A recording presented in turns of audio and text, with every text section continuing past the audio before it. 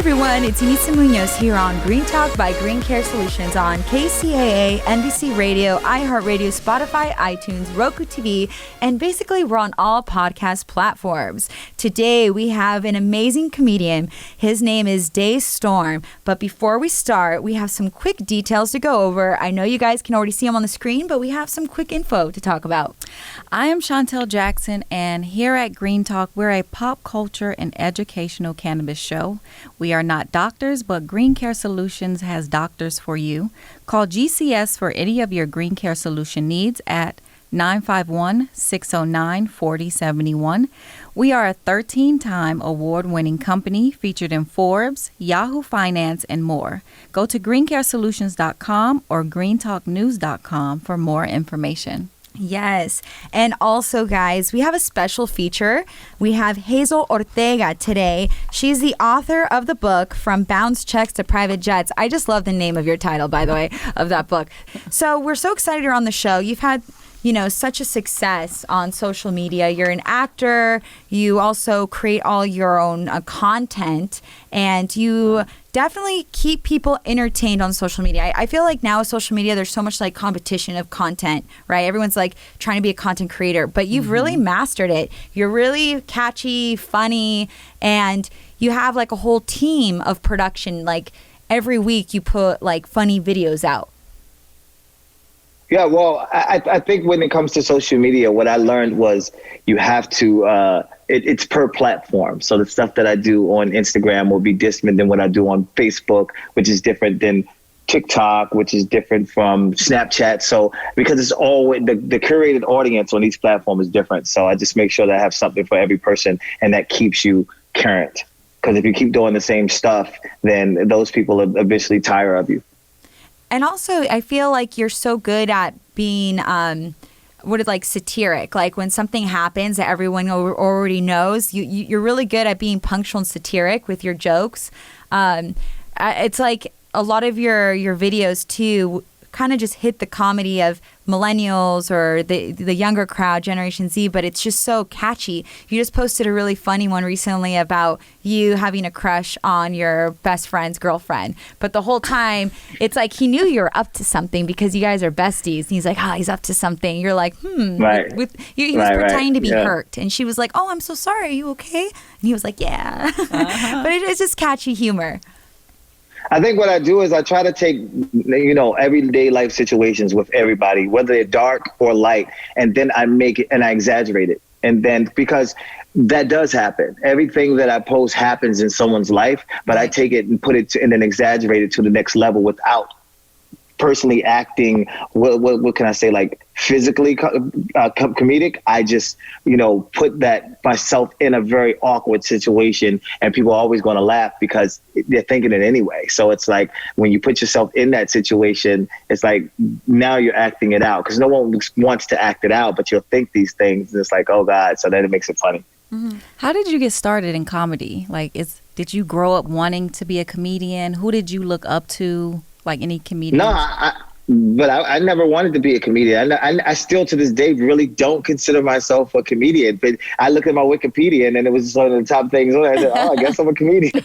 That wasn't my thing. I started out as a musician. And then transitioned into an inspirational speaker, then into more of and I was an athlete. I ran track professionally for many years. And then when I got into social media, people just started laughing. And I was like, okay, I guess I'll do this. So then I just kept it going. It became a snowball effect. But it wasn't one of those things where I try and be funny. Like what I'm doing right now is, if you watch my videos, that's exactly how I act. I don't put on an extra. It's just the situation that makes people laugh. So I never really considered myself a comedian, but if people go to call me, I'll take it.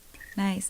We just had Kill Mitchell on the show. We were talking about that, how sometimes you want something, but then another situation will happen. Like you're a musician, an athlete, but then you become a comedian. You're like, I guess that was funny. Yeah. But now it's like you have 5 million followers and people love your content. So you're like, I guess I was a boring comedian, didn't know. Mm-hmm. Right. So, I mean, and when that happens, you have to go with it, because some people, they'll fall back from it and be like, that's not me. That's not what I do. But I embrace, whenever someone follows me for something that I do, I embrace it. For example, on my Snapchat, I'm doing motivational stuff for millions of people. On my Instagram, I'm doing comedy. And on YouTube, I do music for millions of people. On Facebook, I'm doing compilations for millions. So it's like, it just depends on, if they like it, I'm going to embrace it, because I know I have friends, or I know people who are celebrities who will say, oh, no, I don't do that. I'm not going to do that. But if you're following me for this particular reason, I'm going to keep giving you that so that you can continue to love what I do. Mm-hmm. With being on social media, Snapchat, TikTok, Instagram, that whole shebang, do you feel pressure with having to stay above the curve with creating all this content? I think for me, since I started so long ago, I got into social media in 2003. And this is before it was even called social media. It was just, I mean, I had a girlfriend at the time who left me because I was putting videos online. She was like, oh, I'm leaving you. I can't be with you no more, like, because you weird. You got videos of inside our house. I was like, baby, this is the next generation. She said, you better generation your tail to dominoes. And then she left me. So, but it's just funny that, you know, that happened and it just transitioned. I've been doing it for so long that I don't even see it as, I'm on autopilot. Even when all my friends come over and we collaborate and do videos together and they come with ideas and everything, I'll sit and be watching a show, you know, and then they be like, DeStorm, are you going to get a video? I'm like, yeah, I'm coming. And then I'll just get up. And every video that I do, well, at least 90% of them are just off the top of the head at that moment. And I just do them, freestyle them off the top, because I've been doing it for so long. And it's almost like, you know how to make a cake. And it's like, okay, so now I want to add raisins. You just put the raisins on top, but you still know how to make that cake. So a video for me is just, I already know how to do it, and just, you know, remix it in so many different, thousands of different ways throughout the years, and just stay with the current events. I was about to ask you, like, what was the preparation, the production of it, but you just wing it. So that's pretty cool. Just shows how genuine and organic it is. They don't. I do. Yeah, I do. Yeah. That's cool. And do you edit any of it, or do you have like a whole team that helps you with editing? No, I edit all my videos still. Wow. I still edit all of my videos, only because, well, if it's drama, then I can let someone else touch it. But if it's comedy, you have to kind of edit it, because you'll know a DeStorm video, a King Batch video, Adam W video, you know their comedy. So my comedic timing is different from their comedic timing. So if someone else edits it, or someone else who's not really doesn't understand it, because one stare, and if you take a millisecond away from that stare, it's not funny anymore. So though, just little things like that can make the video not funny. So you have to kind of put your hand on your own stuff. No matter how successful you become in life, I still have to touch my own videos. Yeah, that's true. You always have to have like that creative eye, because the person you pay to edit, or the team that you have, it's hard to have the same vision, for everyone to have the same vision. But what's cool is like you and King Batch and all of the other people who have such a huge following on social media, you guys all have your own little like characters. And I think that's why people love you guys. And you guys all do shows, not shows. It's like the new TV anyways. I guess it is a show. It's like social media is like the new television. Yeah. Everyone's always streaming. Right. Out of all your friends, who have been like your favorite videos to record with? Is it King Batch? Well, I think my favorites are my core team. I mean, when I started, I didn't have a team. So because I was able to put together, and I was blessed enough to be able to put together a team like Batch and Clarity and Melvin Gregg and Anwar Jabawi and Leanne V and Janina, and just the whole crew that you see me with, they were all Hannah Stocking. They were all handpicked by myself. They didn't know what social media was at the time. A lot of them were working regular jobs. And I was like, you have a specific talent. You got to come and do this with me. And eventually they would grow and then became their own entrepreneurs themselves, respectively became the great comedians and the great actors and the great, you know, businessmen and women that they are today. But I think part of it was just being able to, I knew what I needed to form Voltron per se, or Captain Planet, or just have it all meshed together. So all of them are my favorite. The people that you see me do the core work with are my favorite, because I don't just work with anybody. I just don't. That's why you'll see me with my same crew, because they get it, and I don't really have much patience anymore. So it's like, I don't feel like teaching anybody anymore. I'm an OG. Like, if you don't get it, I'm not working with you. Come on. And every once in a while we bring on new people, but I think the OGs of social media, especially the one that came through the whole Vine regime, was my favorites. Nice. Yeah, it's true. Vine kind of was like the breakthrough point. In a weird way, it's almost like every 5 or 6 years, there's like a new app, and then you kind of know if it makes it or break it, you know? So Hazel has a book, From Bounce Checks to Private Jets, and I thought it was cool because it just, I mean, the title speaks for itself. It's like, okay, you changed your life, but it kind of goes with the whole career of being an actor or a musician. Come to Hollywood, you're out of your other lifestyle. It's just different. It's a lot of competition. Yeah. Maybe self-doubt because you really went to the audition hard. You really studied that character, and then they might have given it to the next person. So I don't know if you want to talk about, how self-doubt is something Hollywood has. Like self-doubt and Hollywood kind of go together sometimes. Mm-hmm. Well, what we were talking about earlier was self-doubt. A lot of times people think that because you reach success that you don't have the doubts. And for me, I tend to have same thoughts as well. Whenever I'm creating a new vision for myself and I've never seen myself in that capacity, I'll automatically have these self-doubt thoughts, and I tend to pray on it, or I tend to talk to mentors and people that are in that situation, and that's how I clear up my doubts. Just wondering, what do you do when those thoughts, those limiting beliefs and thoughts come up? I think for everyone, and I'm pretty sure I can speak for everyone, no matter where you are in your career, you always feel like you're not doing enough. Mm-hmm. Like, for example, I want to win an EGOT, but I feel like I just got the Emmy nomination. I know we're going to get the Oscar next year, but I still don't feel like I'm doing enough. Even with finances, you're like, oh, well, as soon as I make this much money, I'm good. Then you got it. And then it's like, well, I want to do this now. So I think when those doubts do come to you and it hits you, what I do is I just reconfirm with the things that I've done in the past. And I look and say, well, if I was able to overcome this, now I just have to go to a new chapter. And I know I have to open this new chapter. And I know that the stuff that I went through in the past was very difficult. So if I'm like, if I made it through this, then this next level just is a new chapter, just remixed in another way. So I have to get through this next level now, because I have doubts all the time. And you always feel like you're just not moving, and then you'll have interviews like this, like, yo, you've done so much. And then in my head, I'm like, yo, no, I ain't even close, and that's everyone, because I speak to some of all of my successful friends, and everyone thinks the same way, because everyone has doubts, but you can't really say it because you always have another tier of people who are trying to get to the plateau where you are. So if they're trying to get to you, you can't say, well, I'm not doing good, because then they'll look up to you and they'll say, you're doing way better than me. So you can't even confirm your doubts, or you can't even talk about your doubts. So you have to battle with them in your head, which is the hardest part.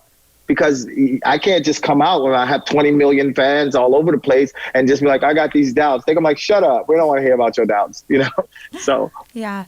And I can tell that you are genuinely like a natural coach when it comes to helping people and talking about this, because you're speaking the truth. Mm-hmm. Sometimes we have so much and we keep wanting more and more and more. I don't know if it's maybe because you're an alpha. I feel like we're all kind of like alphas. We're always working at something, growing.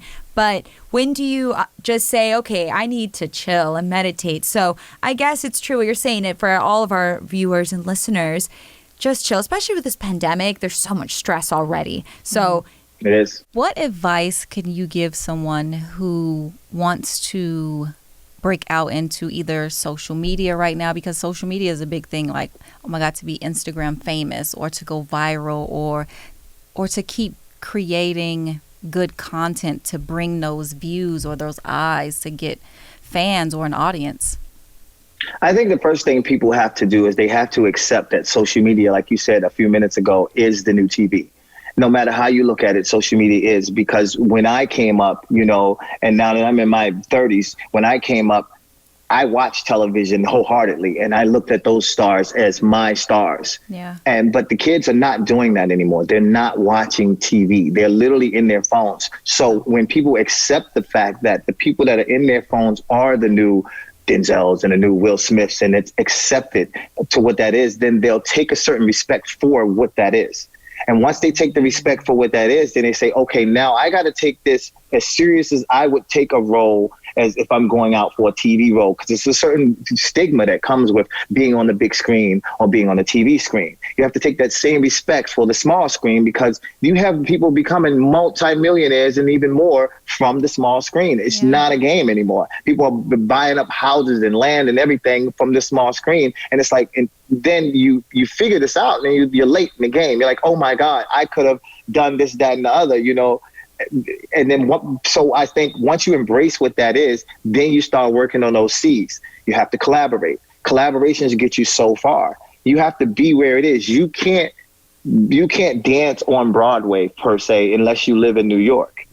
And as they say with social media, you can't really be a giant in social media unless you're really living in LA. When I lived in New York City for 10 years, I was the biggest social media star on the East Coast. But I had to leave my bubble and go onto the West Coast, and then just so I can collaborate and work with these other creators. So now I'm not the biggest anymore. Now I'm in a big pool now. Mm-hmm. You know what I'm saying? Because now I'm working with other people who have millions. There's people who will spend an entire year working on their own content, and it's great content. So they'll sit and they'll work for an entire year, but they'll get maybe a few thousand followers. You come to LA and you work with someone like myself, one video, and you got that same amount of growth in one post. Yeah. So that's what's so important about collaborations. And then you have to stay current. A lot of people don't want to stay with the current events because they may be upset with it. Or I don't want to talk about that, or that's this, that, and the other. But it's taken away from who I am. But you have to learn to put yourself into what the current events are. And when you put yourself into what the current events are, you're going to continue to grow. And then you have to understand the other C. Content is king. It's all about content. You have to have great content, because great content gets shared. Because some people make good videos. That's cool. But if your content is not shareable, then it's no reason to make it. Every time I make something, I think, is this good? Yes, but will people share it? Because if people won't share the content, there's no point of making the content, because it's not going to make you grow. And I think the last C that I tell people to do is they have to continue to post constantly. It's constant. You have to constantly be posting. You can't take breaks. If you look at the biggest social media stars, this is not TV where you can put out a series and then come back a year and say we dropping another movie or we dropping another series. If you're not putting out content every single day, and Instagram, believe it or not, has 5 wheels. You have to post on your regular feed. You have to post on your stories. You have to post IGTV. You have to post Reels, and you have to go live, or you don't even fit into their algorithm, which sucks. So you have people who are just posting feed and then just posting on their on their stories, and they wonder why their growth is so small. But then you have the people who figured it out, who's doing all 5 wheels, and then you wonder why they're transitioning so fast in social media. See, now you're teaching me something. Yeah. Yeah, so if you do the 5 C's, and you'll continue to grow. Sorry, I'm just long-winded. Let me write that down. Hold on. And it's so true what he's saying, because it's all about, okay, think about it. There's 1 billion people in the world. Everyone has a smartphone.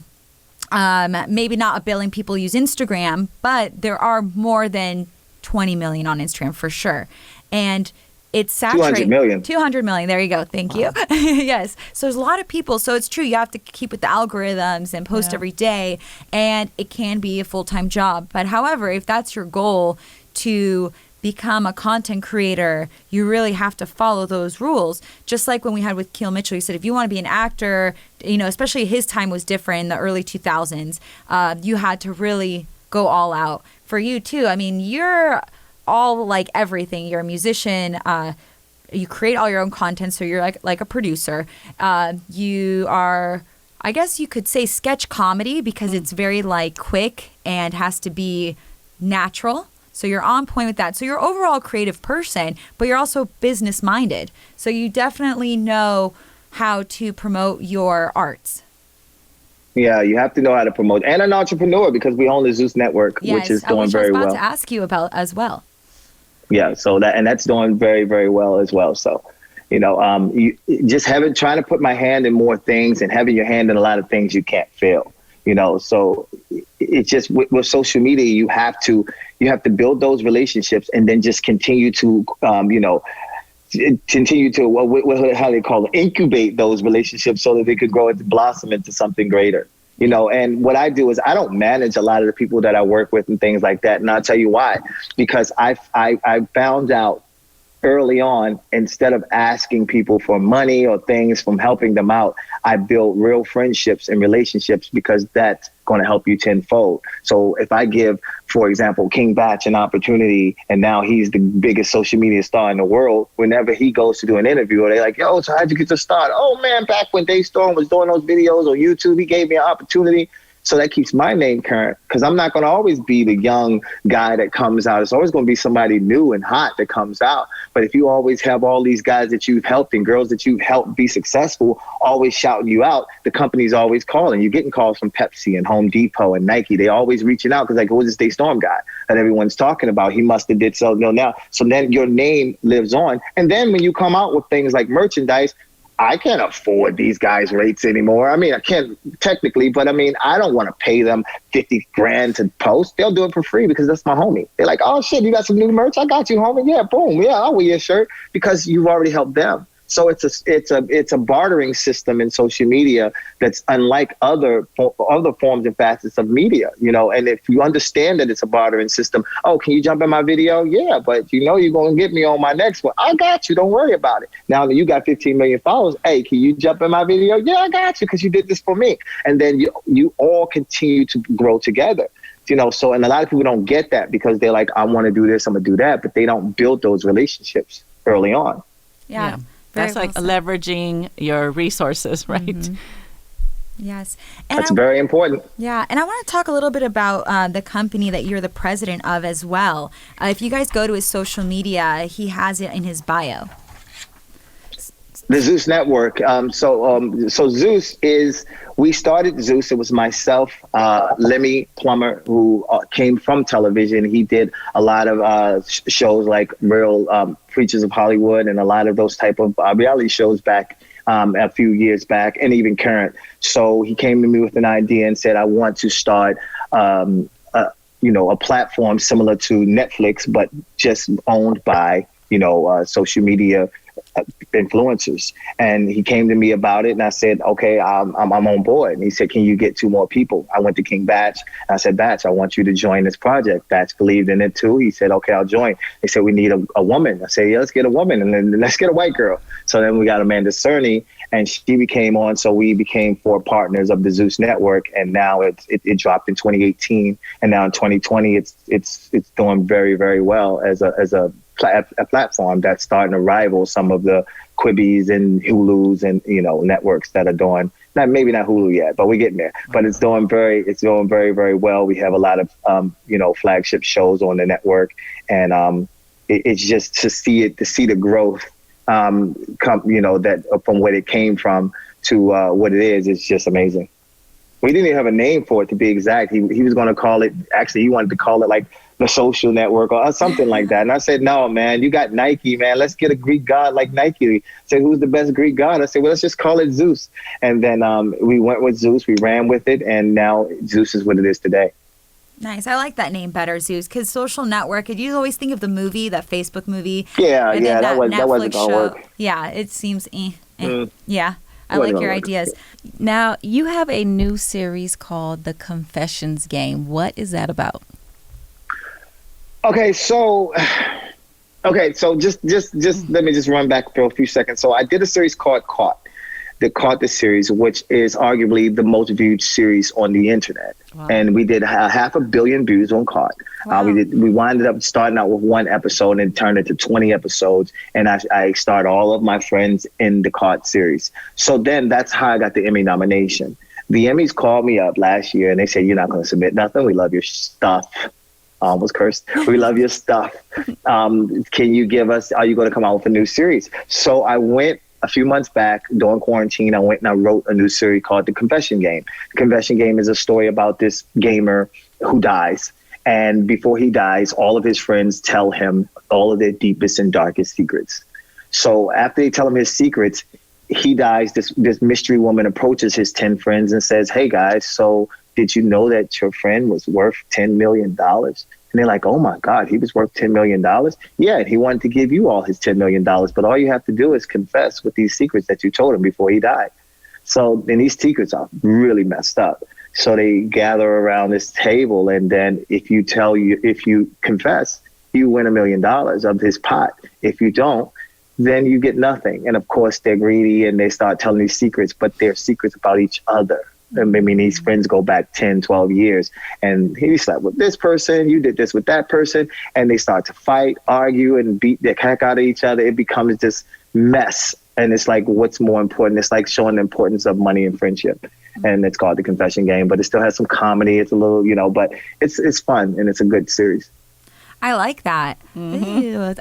That's gonna be something I really want to watch. So that series, when do you expect that to come out? I want to actually launch it on IGTV. Bought the series, and I'm going to launch it on the 20th, Sunday. This Sunday, on Sunday the 20th. Nice. Everyone, December 20th. December 20th. Everyone, I'm sure you're already following him. I feel like everybody follows him already, but his social media is right here at the bottom.